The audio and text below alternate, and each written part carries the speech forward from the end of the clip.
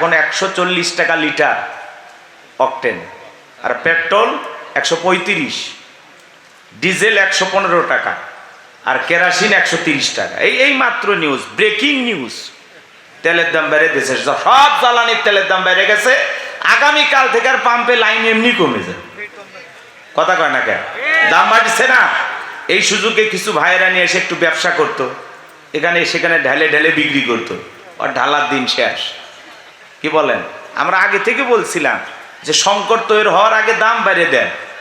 রাষ্ট্রীয়ভাবে সঠিক একটা সিদ্ধান্ত না আসলে এভাবে কয়দিন চলে একটা দেশ বলেন? গতকালকে মাননীয় প্রধানমন্ত্রী তারেক রহমানকে প্রশ্ন করা হয়েছে যে তেলের এই সংকট আপনি কি বলেন? একটু সময় দেন, আমরা চেষ্টা করতেছি।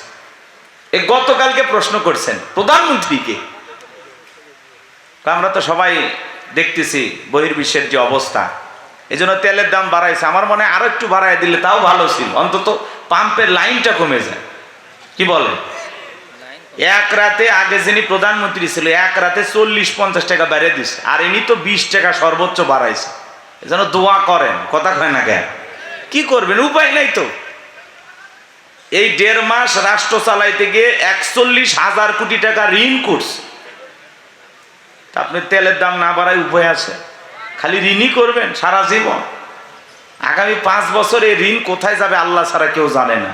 অতএব 10 টাকা আমাদের কাছে বেশি নিয়েও যদি দেশের সংকট মোকাবেলা করা যায়, একটু ঋণের বোঝাটা হালকা হয়, তাও ভালো। কি কথা বলেন না কেন? জি জি, তাছাড়া উপায় নাই। দেশ কেমনে চালাবে? কিচ্ছু নাই দেশে, সব শেষ হয়ে গেছে। কথা কি বুঝতে পারতেছেন? তারপরে ওনার প্রশংসা অনেকে করে, কারণ আছে, রাস্তাঘাট অনেক কিছু করছে। এই যে আজকে একজন আমারে ফোন দিয়ে সেই গালি দিতেছে। হ্যাঁ, একজন গালি দিয়ে বলতেছে, হুজুর ওনার বিরুদ্ধে কেন কথা বলছেন? রাগ করতেছেন? তাই আমি বললাম, ভাই বিরুদ্ধে বলি নাই, উনি চলে গেলেন কেন এই জন্য বলছিলাম। বলছে উনি দেশের জন্য কিছুই করেনি, আপনি এভাবে বলতেছেন। আমি বলতেছি না, অনেক কিছু করছে, কিন্তু আমাদেরকে ফেলায় কেন চলে গেল? তো সাবেক প্রধানমন্ত্রী শেখ হাসিনার এক ভক্ত ফোন দিয়ে, যে ড্রাইভার আছে, মিডিয়া আছে, যা তা গাল না, বাপ মাও তুলে 14 গোষ্ঠী উদ্ধার করলো। কয় কেন ম্যাডাম রে গালি দিছে? আমি কি আসলে গালি দিছি? গালি দেই নাই, আমি শুধু বলছি কেন আমাদের ফেলায় চলে গেলেন। তো যিনি চলে গেছেন, প্রত্যেকটা নিউজে এখন দেখেন না, তাকে ফ্যাসিস্ট বলা হয়, জুলুম বা সরকার বলা হয়। আগে তো সব মিডিয়া ওনারই দালালি করছে, কথা কর না কেন? তো হাওয়া বদল হয়ে গেছে। ওই জন্য আমরাও দুই একটা কথা বলছি, কথা বোঝেন নাই মনে হয়, বলাটা স্বাভাবিক। এভাবে না ফেলায় উনি যদি পদত্যাগ করে জেলেও যাইতো, অন্তত এখনো ওনার নেতা কর্মীরা ব্যানার নিয়ে মিছিল করতো, শেখ হাসিনার মুক্তি চায়, জেলের তালা ভাঙবো, নেত্রীকে বের করে আনবো। মিছিলও হলো না, চলে যায়। কি এক বেকায়দা, মিছিলও করা যায় না। রাগ করছেন আপনারা? তো যাই হোক, উনি এক রাতে বাড়ায় দিয়েছিল 40-45 টাকা, আর বর্তমান যিনি সরকার হয়েছেন ওনারা আজকে রাতে বাড়ায় দিয়েছে সর্বোচ্চ 20 টাকা। কি কথা বুঝতে পারছেন? নিউজ পাইছেন না? ঠিক আছে, পেট্রোলের দাম বেড়ে গেছে, অকটেন ডিজেলের দাম, কেরোসিনের দাম বেড়ে গেছে। আগামীকাল থেকে আশা করা যায় পাম্পের লাইন কিছুটা হলেও কমবে। বিশেষ করে যারা বাড়িতে রিজার্ভ করছে, কয় মেলা খাটাখাটনি করছি, আর পাম্পে যাওয়ার দরকার নাই, বাড়িতে যেটা আছে এইটা আগে পুরে। এমনও চাষা আছে ট্যাঙ্কি ফুল, মোটর সাইকেলের ট্যাঙ্কি ফুল, তারপরে তেল নিতে গেছে। রাগ করে যে পাম্পে যে ছেলেটা তেল দেয়, কি বলেন আপনারা? Nozzle man. আচ্ছা, ও তেল দিতে গিয়ে দেখে ট্যাঙ্কি ফুল। এইবার কয় চাপ দিতেই থাক, ভোরে সব পড়ে গেছে। কয় দাম দিয়ে যা, চাচা ভাইগে যাবার চাচ্ছে, কলার ধরছে, টাকা দিয়ে যা। কথা বোঝেন নাই? তো এরকম কিছু লোক আছে, থাকার পরেও হাহাকার করে। তো আল্লাহ যেন আমাদের সবাইকে হেদায়েত দান করেন, সুন্দর একটি বাংলাদেশ আমাদেরকে দান করেন। পরিবেশ পরিস্থিতি যাই আসুক, সবাই মিলেমিশে যেন একটা সুন্দর বাংলাদেশ গঠনের জন্য আমরা সবাই যেন ঐক্যবদ্ধ থাকতে পারি। আল্লাহ তাওফিক দান করুন, চিল্লা বলুন আমিন। আমার পূর্বে আলোচনা রেখে ধন্য করেছেন হযরত মাওলানা মুফতি আব্দুল্লাহ সাহেব। আল্লাহ পাক তার গোলামের কণ্ঠ দ্বীনের জন্য কবুল করুন, চিল্লা বলুন আমিন। আরো কথা বলেছেন, আমার পাশে বসে আছেন আমার প্রিয় ভাই, আমাদের অত্যন্ত মহাব্বতের মাওলানা কবির বিন সামাদ, ইসলামী সঙ্গীত শিল্পী। আপনারা জানেন ওনার আলোচনা আমাকে নতুন করে করার দরকার নাই, সারা দেশ ওনার জন্য এখন পাগল। সেই টেকনাফ থেকে তেঁতুলিয়া, রূপসা থেকে পাতুরিয়া, কই কক্সবাজার, কই চট্টগ্রাম, কই দেশের বাইরে। আল্লাহর এই গোলামকে আল্লাহ কবুল করেছেন, কথা বলেন ঠিক কিনা? এই যে আপনাদের এলাকার সন্তান, তাই না? এ পাশেই কচ্ছে পাশের ইউনিয়নে বাড়ি হুজুর, তারপরে বক্তা আসছে, তারপরে কয় না আর একটা গান গাওয়া লাগবে। তার মানে কি মহাব্বত, কি ভালোবাসা। আর প্রবাসীদেরকে নিয়ে যে গানটা গাইলো, মায়ের যে কথাগুলো বললো, আমার চোখে পানি ছলছল করতেছিল। আমি প্রবাসী না, তারপরে মায়ের প্রতি সকল সন্তানের আবেগ আছে না নাই? তো আল্লাহ যেন ভাইয়ের কণ্ঠকে কিয়ামত পর্যন্ত কবুল করেন। চিল্লা বলেন আমিন। আল্লাহ পাক প্রিয় ভাইকে সুস্থতার সহিত নেক হায়াত দান করুন। চিল্লা বলুন আমিন। মঞ্চ উপস্থিত সম্মানিত উলামা ইকরাম, সামনে বসা পিতৃ সমতুল্য মুরব্বী বাবাজিরা, কলিজার টুকরা প্রাণবী যুবক ভাইরা, ছোট্ট ছোট্ট সোনামানিকেরা, সবাইকে নিয়ে মহান রবের দরবারে সিজদাবনত চিত্তে কালিমাতু শুকুর আদায় করে পড়ছি আলহামদুলিল্লাহ। বিশ্ব আল হাদিসের আলো, দুনিয়ার মুসলিম, সারা বিশ্বের মুসলিম, আমার নেতা তোমার নেতা, আমার নেতা তোমার নেতা, লিল্লাহে তাকবীর। আল কোরআনের আলো, আল হাদিসের আলো, দুর্নীতির আলো। হাত নাড়া, হাত নামান, হাত নামান। অনেকে ঝোঁকে তালে বলে ফেলেছেন দুর্নীতির আলো ঘরে ঘরে চালো। বাংলাদেশে দুর্নীতি দমন কমিশন আছে না নাই? এরপরে দুর্নীতি কমেছে নাকি ডিজিটাল কার্ডে বেড়েই চলেছে। দিন যত গড়াচ্ছিল দুর্নীতির পাল্লা তত ভারী হচ্ছিল, কথা বলেন ঠিক কিনা? আমরা চাই আমাদের প্রিয় মাতৃ বাংলাদেশ দুর্নীতি মুক্ত আল্লাহ কবুল করুন, চিল্লা বলুন আমিন। আমরা চাই আমাদের বাংলাদেশ মাদক মুক্ত আল্লাহ কবুল করুন, চিল্লা বলুন আমিন। আমরা চাই আমাদের বাংলাদেশ যৌতুক মুক্ত আল্লাহ কবুল করুন, চিল্লা বলুন আমিন। সম্মানিত ভাইয়েরা আমার, একটু ফ্যানের বাতাস আসতে দেন। ভূমিকায় আর লম্বা করার কোনো সুযোগ নাই, ডাইরেক্ট আলোচনা। হাত তুলে ওয়াদা দিয়েছেন রাত 1টা পর্যন্ত থাকবেন তো ইনশাল্লাহ? জি, নিজেদের ওয়াদাটা ঠিক রাখবেন আশা করি। চলুন, আর কোনো কথা নাই। যুবক যারা আসছেন, জি ভাই, যুবক যারা আসছেন নিরাশ হবা না। যুবক যারা আসছেন, তোমরাও যুবক, আমিও যুবক, তোমাদের মনের দুঃখটাকে আমি বুঝি। তোমাদের জন্য স্পেশাল কিছু আলোচনা মাথার মেমোরিতে সেভ করা আছে, সময় মতো ডাউনলোড দিয়ে শোনায় দেবো ইনশাআল্লাহ। মা বোন যারা বসে আছেন, মা আপনারাও নিরাশ হবেন না, মনে করবেন না যে হুজুর আপনাদের কথা ভুলে গেছে। না, মা বোনদের জন্য তো একটু আলোচনা হবেই, বিশেষ করে যে সমস্ত মা বোনেরা আঁকা বাঁকা পথে চলে, সোজা হবার চায় না, একটু বেঁকা হয়ে চলতে চায়। আজকে ওয়াজের মাধ্যমে ওই সমস্ত মা বোনদেরকে সোজা রাস্তা দেখানো হবে, কথা বলে টেকেরা। খালি একটু অপেক্ষা করেন, খালি শুরু করি, একটু অপেক্ষা করেন, ধৈর্য ধরেন। জি, কয়েক মিনিট, 1 ঘন্টা পরে বুঝতে পারবেন যে আলোচনা কেমন লাগতেছে। এখন বুঝবেন না। এখানে কেউ বসে না হলে একটু সাইডে রাখেন। কেউ বসলে ইমাম সাহেব বসেন, বসেন, হুজুর বসেন, আমার দিকে তাকান। আল্লাহর কোরআনের কথা শোনার জন্যই তো লিখেছেন তাফসিরুল কোরআন মাহফিল। আলোচনা তাফসির ভিত্তিক হওয়া দরকার আছে না নাই? আল্লাহর কোরআনের কথা শোনার জন্য আসছেন তো ইনশাল্লাহ? কারা কারা আল্লাহর কোরআনের কথা শুনবেন একটু হাত তোলেন তো আরেকবার দেখে। লিল্লাহে তাকবীর। আল্লাহ হাতগুলো জান্নাতি মানুষের হাত হিসেবে কবুল করুন, চিল্লা বলুন আমিন। লিখেছেন তাফসিরুল কোরআন মাহফিল, আলোচনা হবে তাফসির ভিত্তিক। কথা বলবো পবিত্র কোরআনুল কারীমের 23 নম্বর সূরা, সূরা নাম্বার 23, বাতিলেরা হবে সাইজ ইনশাআল্লাহ বলেন। মোট আয়াত আছে 118, রুকু আছে 6টি। বিশ্বনবীর মক্কার জিন্দেগিতে আল্লাহ রাব্বুল আলামিন এই সূরাটি নাজিল করেছেন। সূরাটির নাম সূরা আল মুমিনুন। বলুন কি নাম? আল্লাহ পাক তার বিশ্বাসী বান্দাদের জন্য সূরা আল মুমিনুন নাজিল করেছেন। যারা অবিশ্বাসী কাফের, এদের জন্য আল্লাহ রাব্বুল আলামিন একটি সূরা নাজিল করেছেন, সূরার নাম কাফিরুন। জোরে বলেন কি নাম? কুল ইয়া আইয়ুহাল কাফিরুন।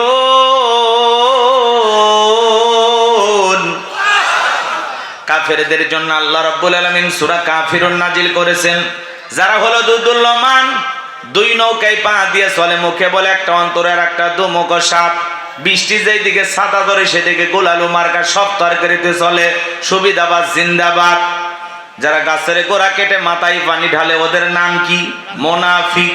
এই মুনাফিকদের জন্য আল্লাহ রাব্বুল আলামিন একটি সূরা নাজিল করেছেন, সূরাটির নাম হলো মুনাফিকুন। কি নাম? মুনাফিকদের স্বভাব হলো ইসলাম নামের গাছের গোড়া কেটে মাথায় পানি ঢালে। কথা বলেন না কেন?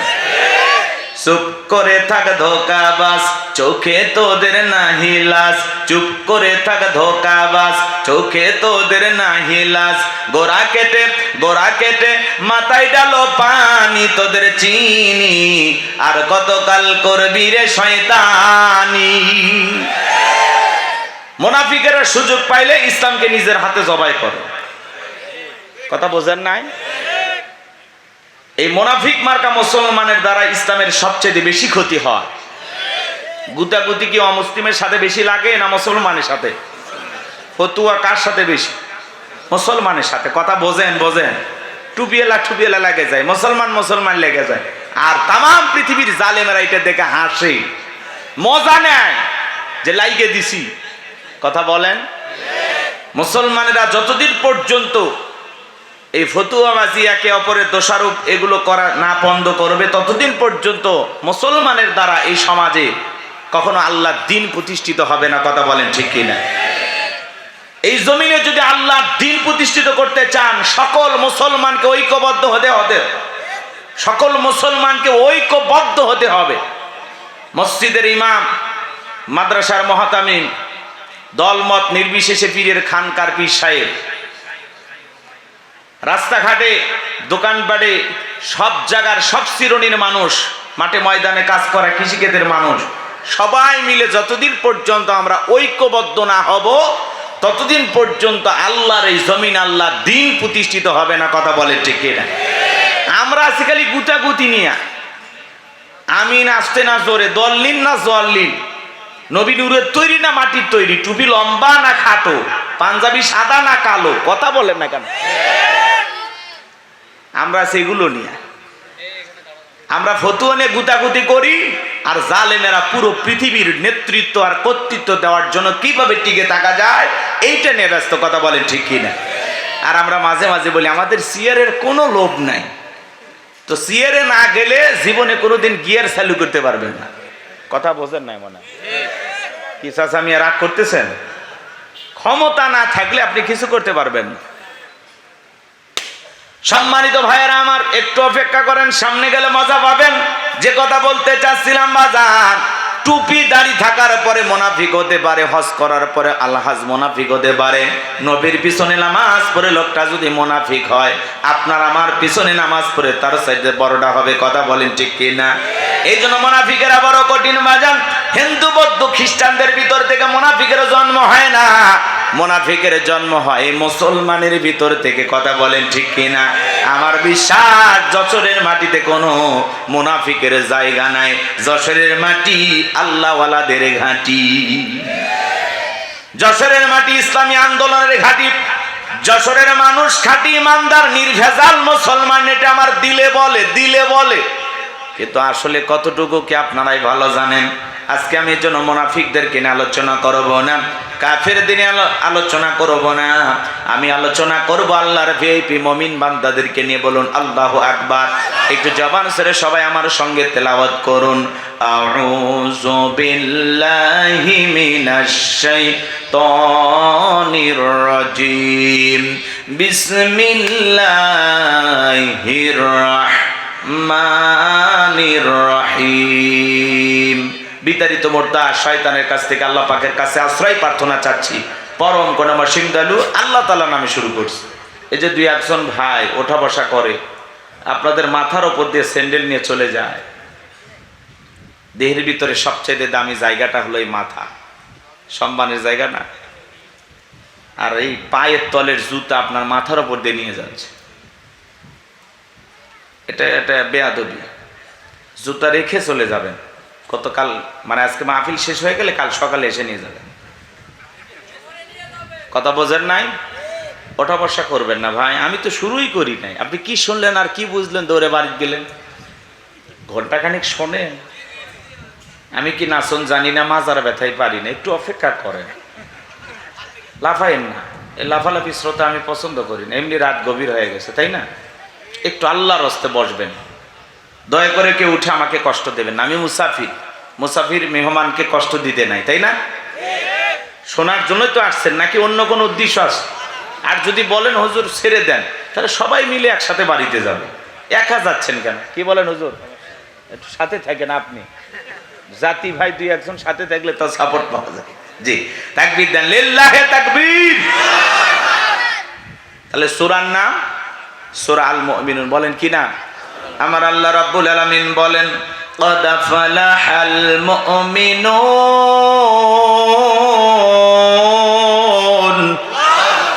যে কোনো আয়াত বা সূরার তাফসীর করতে হলে কোন প্রেক্ষাপটে কোন সময় আল্লাহ তাআলা সেই সূরাটি বা আয়াতটি নাজিল করেছেন, সে নাজিলের প্রেক্ষাপট জানার দরকার আছে না নাই? আরবিতে বলা হয় শানে নজুল। যদি শানে নজুল আলোচনা করা হয় তাহলে তাফসীর বুঝতে সহজ হয়। তাহলে এই সূরাটি কোন প্রেক্ষাপটে কোন সময় নবীজির উপরে আল্লাহ তাআলা নাজিল করেছেন আমাদের একটু জানার দরকার আছে না নাই? আমি কি একটু বলবো, সংক্ষিপ্ত করে একটু বলি, লম্বা করতে গেলে লম্বা হয়ে যাবে। সম্মানিত ভাইয়েরা আমার, নবীর প্রিয় সাহাবী হযরত ওমর ফারুক রাদিয়াল্লাহু তাআলা আনহু ডেকে বলেন, আমি মৌমাছির গুনগুন আওয়াজ শুনলাম। ডানে তাকাই মৌমাছি নাই, বামে তাকাই মৌমাছি নাই। নবীজির চেহারা মোবারকের দিকে তাকায় দেখি নবীজি ফিসফিস করে কি যেন তেলাওয়াত করতেছেন। হযরত ওমর ফারুক ডেকে বলেন, আমার বোঝার বাকি রইল না, আসমান থেকে নবীজির উপরে কোরআনুল কারীম নাজিল হচ্ছে আর বিশ্ব নবী কোরআনুল কারীম রিসিভ করতে ব্যস্ত। বলুন সুবহানাল্লাহ।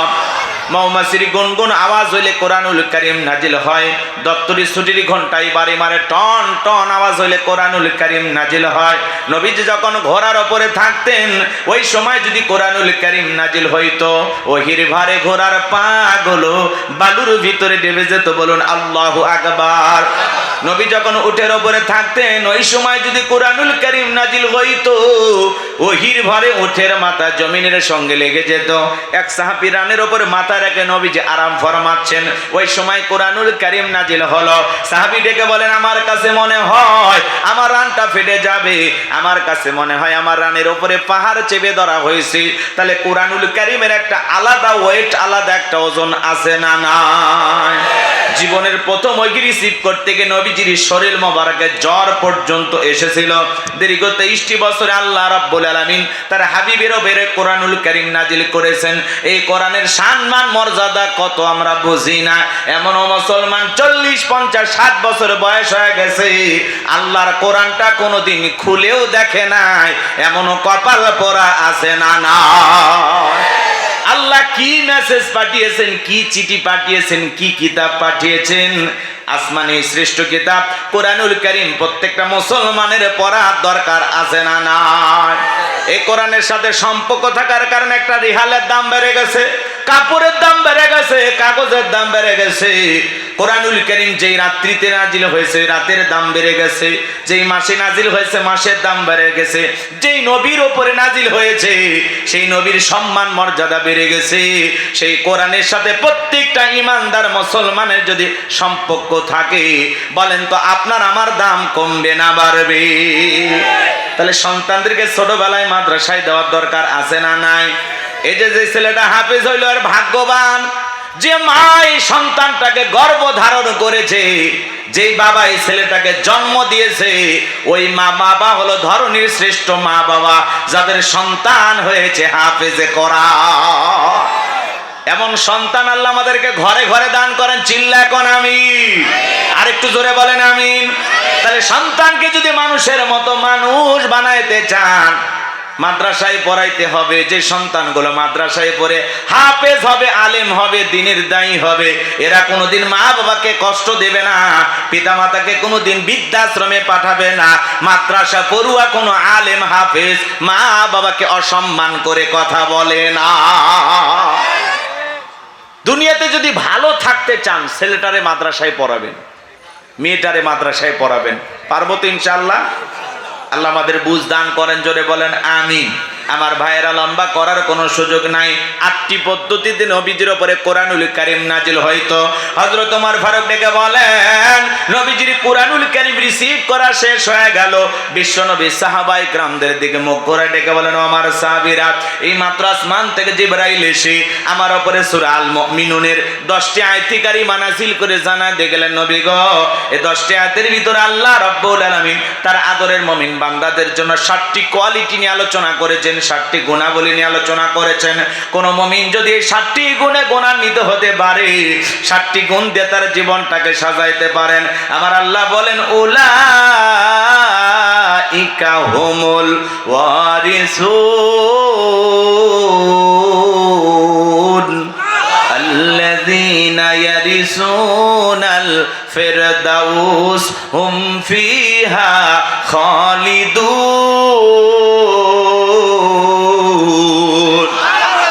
আমার আল্লাহ রাব্বুল আলামিন বলেন তারাই হবেন উত্তরাধিকারী জান্নাতুল ফেরদাউসের, সেখানে তারা চিরকাল বসবাস করবেন। আমার আল্লাহ কোনোদিন তাদেরকে জান্নাত থেকে বের করে দেবেন না, বলুন সুবহানাল্লাহ। বাবা মারা গেলে ওয়ারিস সূত্রে সন্তান যেরকম বাবার সম্পত্তির ভাগ পায়, কোন মুমিন যদি 7টি কোয়ালিটি অর্জন করে 7টা গুণাবলী দিয়ে জীবনটাকে সাজাইয়া কবরে যাইতে পারে, তার নামে জান্নাতুল ফেরদাউসে জায়গা বরাদ্দ থাকবে। কারা কারা জান্নাতে যেতে চান? 2 হাত তুলে মালিককে দেখাও। 2 হাত তুলে আল্লাহকে দেখান। আপনারা সবাই জান্নাতে যেতে চান? আল্লাহ আমাদের সবাইকে জান্নাতুল ফেরদাউসের ওয়ারিস হিসেবে কবুল করুন। চিল্লা বলুন আমিন। আরেকটু জোরে বলুন আমিন। আরো একবার বলুন আমিন। এবার 7টা আঙ্গুল দেখান। জান্নাতে যেতে হলে কয়টা গুণাবলী? 7টি। জোরে বলেন কয়টি? 7টি। আরো জোরে। জোর হলো না, উঠেই যাবে। একটু বারবার বলায় নিলাম যাতে মন খারাপ না হয়। কষ্ট হচ্ছে আপনাদের? সম্মানিত ভাইয়েরা আমার, এই 7টি কোয়ালিটি কি, 7টি গুণাবলী কি একটু জানার দরকার আছে না নাই? আরে ভাই, কারো যদি ঢাকা গুলশানে বাড়ি থাকে, লোকটার মশানি আলাদা, ভাবি আলাদা। হুজুর ঢাকা গুলশানে থাকে, চিনতেছেন না? কথা কয় না কে? কেউ যদি ঢাকা উত্তরে থাকে, ভাব থাকে না হুজুর ঢাকা উত্তরেই থাকে। কথা বলেন। ঢাকা উত্তরা গুলশানে জায়গার দাম কত জানেন? কোটি কোটি টাকা। তাহলে ঢাকা গুলশান উত্তরে বাড়ি থাকলে এই লোকটার যদি ভাব মশান বাইরে যায়, গোলাম রব্বানির ওয়াজ শুনে ঢাকা গুলশানে উত্তরে না, ঠিকানা হবে জান্নাতুল ফেরদাউসে, যদি আলোচনা শুনে আমল করতে পারেন। কথা আমার না, কথা আমার মালিকের। আমি শুধু বাঁশিতে সুর তুলতেছি, বাঁশিওয়ালাকে। হ্যাঁ, কোরআন বিশ্বাস হয়? আলোচনার যদি বিশ্বাস করতে চান, কোরআনটাকে বিশ্বাস করতে চান, তাহলে শোনা লাগবে। প্রত্যেকটা পয়েন্ট আল্লাহ নিজে বলে দিয়েছেন, আমি শুধু আপনাদেরকে শোনায় দেব, অ্যাডভাইস করার জন্য আসছি। নতুন কিছুই আমার কাছে নাই। ওই 1500 বছর আগে আল্লাহ যেটা নাজিল করেছেন সেই কথাগুলো বলবো, ফাঁকে ফাঁকে একটু গ্যাটিস ঢুকাবো আর কি। কিন্তু এই গ্যাটিস কোরআনের ভিতরে ঢুকানো যাবে? হ্যাঁ, যুগের সাথে তাল মিলে যেটুকু বলা যায় সেটুকুই বলা হবে ইনশাআল্লাহ। তাহলে 7টি গুণাবলী কি আমরা শুরু করে দেব? কষ্ট হবে না তো ইনশাআল্লাহ?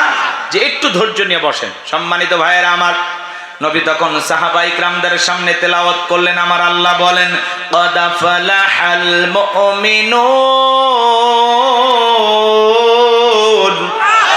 আমার আল্লাহ রাব্বুল আলামিন বলেন অবশ্যই মুমিনেরা সফল, অলরেডি মুমিনেরা সফল।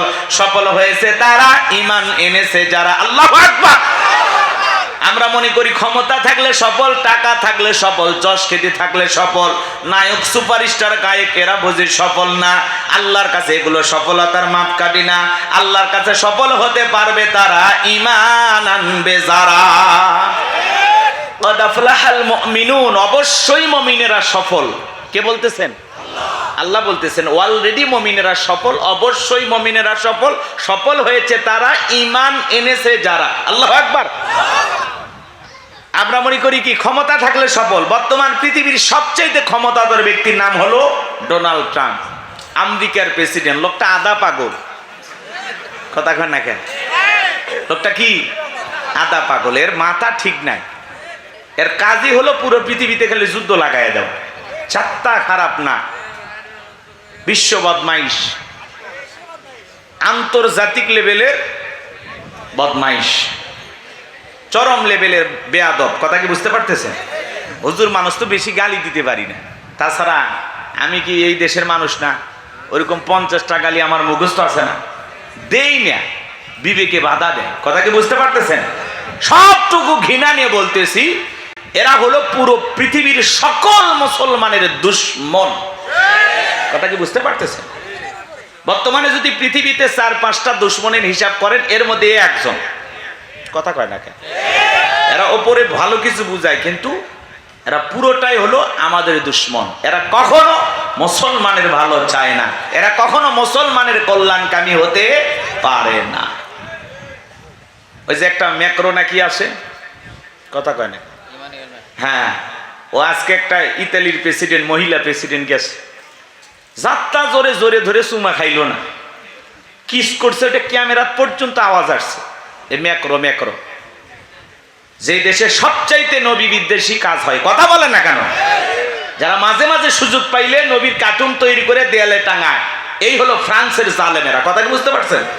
সেই দেশের প্রেসিডেন্ট ম্যাক্রো।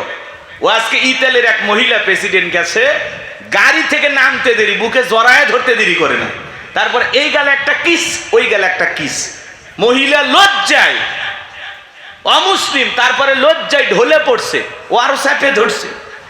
এই ঢলাঢলি বলেন, এগুলো কি মেনে নেওয়া যায়? এগুলো কি সভ্য ভদ্র মানুষের কাজ? হোক না অন্য ধর্মের। এক দেশের প্রেসিডেন্ট আর এক দেশের প্রেসিডেন্ট, পুরুষ হইলে না হয় হাত ধরে ঝাঁকাঝাঁকি করে, মহিলা হলেও না হয় হাত ধরলো, জায়েজ না জায়েজ বলে কি লাভ? এরা তো বেঈমান, এরা কি হালাল হারামের ফতুয়া দিয়ে লাভ নাই, এরা তো অমুসলিম, এদের তো ঈমানই নাই। কিসের হালাল কিসের হারাম, এরা পাক্কা বদমাইশ। আমি চিন্তা করলাম আজ থেকে 2-3 বছর আগে প্লেনের ভিতরে এই ম্যাক্রোর বউ যে কায়দা চোয়ার মারছে, আজকে যদি খালি দেখে ইতালির প্রেসিডেন্টকে যেভাবে চুমা খাইছে, ওর বউ যে ওর কয়টা বাজাবে আল্লাহ ছাড়া কেউ জানে না।